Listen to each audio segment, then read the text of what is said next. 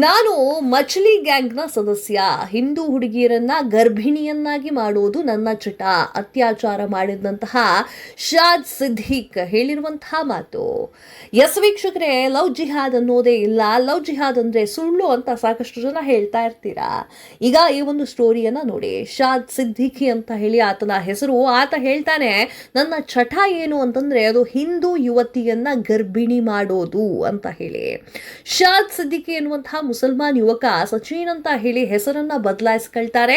ಹಿಂದೂ ಯುವಕನ ಹೆಸರನ್ನ ಇಟ್ಕೊಳ್ತಾನೆ. 26 ವರ್ಷದ ಹಿಂದೂ ಯುವತಿಯೊಂದಿಗೆ ಪ್ರೇಮ ಸಂಬಂಧವನ್ನ ಬೆಳೆಸಿ ನಂತರ ಆಕೆಯ ಮೇಲೆ ಅತ್ಯಾಚಾರ ಮಾಡಿದ್ದಾನೆ. ಈ ಒಂದು ಘಟನೆ ಈಗ ಬೆಳಕಿಗೆ ಬಂದಿದೆ. ಆತ ಮುಸಲ್ಮಾನ ಅಂತ ಹೇಳಿ ತಿಳಿದಾಗ ಸಂತ್ರಸ್ತೆ ಪ್ರಶ್ನೆ ಮಾಡ್ತಾಳೆ, ಯಾಕಪ್ಪ ನನ್ನನ್ನು ಲವ್ ಮಾಡಿದೆ, ಸಚಿನ್ ಅಂತ ಸುಳ್ಳು ಹೇಳಿ ಯಾಕೆ ಲವ್ ಮಾಡಿದೆ, ನೀನು ಮುಸಲ್ಮಾನ ಅಂತ ಗೊತ್ತಿದ್ರೆ ನಾನು ಲವ್ವೇ ಮಾಡ್ತಿರ್ಲಿಲ್ಲ ಅಂತ ಹೇಳ್ತಾಳೆ. ಆಗ ಶಾದ್ ಸಿದ್ದೀಕ್ ಹೇಳ್ತಾನೆ, ನಾನು ಮಚಲಿ ಎನ್ನುವಂತಹ ಗ್ಯಾಂಗ್ನ ಸದಸ್ಯ ಮತ್ತು ಹಿಂದೂ ಯುವತಿಯನ್ನ ಗರ್ಭಿಣಿಯನ್ನಾಗಿ ಮಾಡುವುದು ನನ್ನ ಒಂದು ಚಟ ಅಂತ ಹೇಳಿ ಬೆದರಿಕೆ ಹಾಕಿರುವಂತಹ ಘಟನೆ ನಡೆದಿದೆ. ಆ ಸಂತ್ರಸ್ತೆ ಯೋಚನೆಯನ್ನು ಮಾಡೋದಿಲ್ಲ. ಆಕೆ ಕಂಪ್ಲೇಂಟ್ ಅನ್ನು ರಿಜಿಸ್ಟರ್ ಮಾಡಿದ್ದಾಳೆ.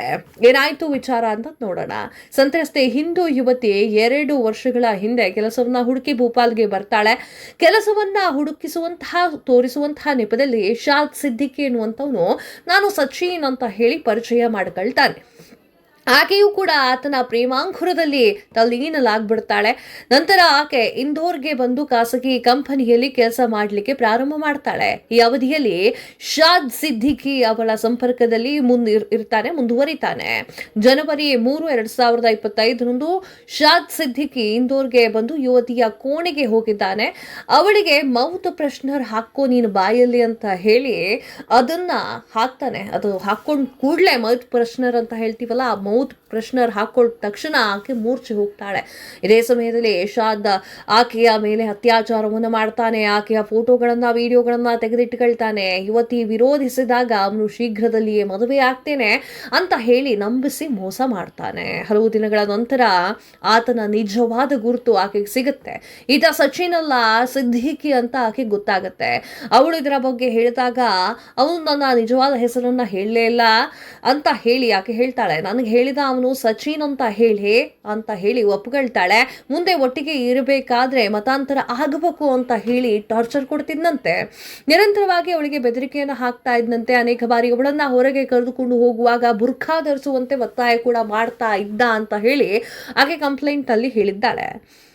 ಅಕ್ಟೋಬರ್ 1, 2025 ಶಾದ್ ಮತ್ತೆ ಇಂದೋರ್ಗೆ ಬಂದು ಸಂತ್ರಸ್ತ ಮಹಿಳೆಯನ್ನ ಭೇಟಿಯಾಗಿದ್ದಾನೆ. ಅವನು ಮತ್ತೊಮ್ಮೆ ಆಕೆಗೆ ದೈಹಿಕ ಸಂಪರ್ಕ ಮಾಡು, ನನ್ನ ಜೊತೆ ಮಲ್ಕೋಬಾ ಅಂತ ಹೇಳಿ ಒತ್ತಾಯ ಮಾಡ್ತಾನೆ. ಅವಳು ನಿರಂತರವಾಗಿ ಆ ಒಂದು ವಿಡಿಯೋವನ್ನು ತೋರಿಸಿ ಹೆದರಿಸುವಂತಹ ಕೆಲಸವನ್ನು ಕೂಡ ಆತ ಮಾಡ್ತಾನೆ.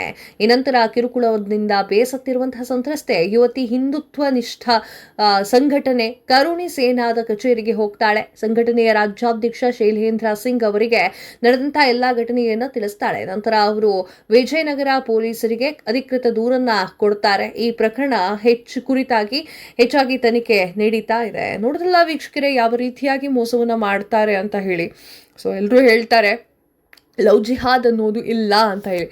ನಿಜವಾಗ್ಲೂ ಲವ್ ಜಿಹಾದ್ ಅನ್ನೋದು ಇದೆ. ಸ್ವಲ್ಪ ಯೋಚನೆ ಮಾಡಿ ಯಾವುದೋ ಒಂದು ವ್ಯಕ್ತಿಯ ಸ್ನೇಹ ಸಂಬಂಧವನ್ನ ಮಾಡ್ಕೊಳ್ಳೋದು ಒಳ್ಳೇದು.